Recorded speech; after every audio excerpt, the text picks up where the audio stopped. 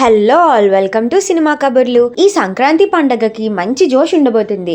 రామ్ చరణ్ గారి game changer, Balayya గారి Daaku Maharaj and Venkatesh గారి సంక్రాంతికి వస్తున్నాం టీ కొట్టబోతున్నాయి.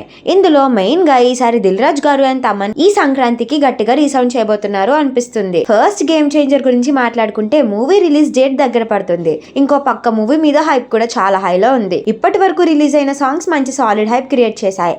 అయితే మూవీలో ఇంకో మెయిన్ సాంగ్ ఉందంట. ఆ సాంగ్ ని డైరెక్ట్ గా థియేటర్స్ లోనే ఆడియన్స్ ని చూపించడానికి శంకర్ గారు ప్లాన్ చేశారంట.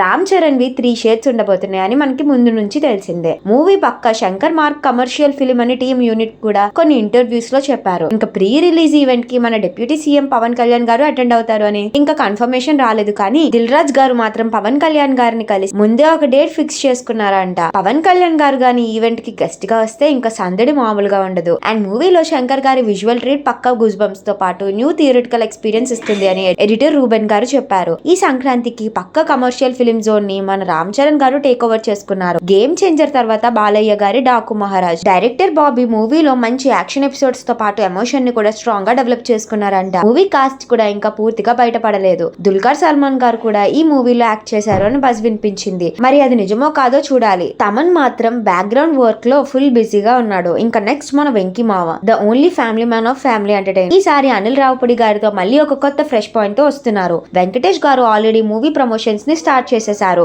మూవీలో కామెడీతో పాటు ఎమోషన్ కూడా బాగుంటుందంట. వెంకటేష్ గారి వింటేజ్ మూవీ చూపించామని అనిల్ రావుపూడి డీటెయిల్ గా చెప్పారు. త్వరలోనే ట్రైలర్ ని కూడా రిలీజ్ చేస్తారు.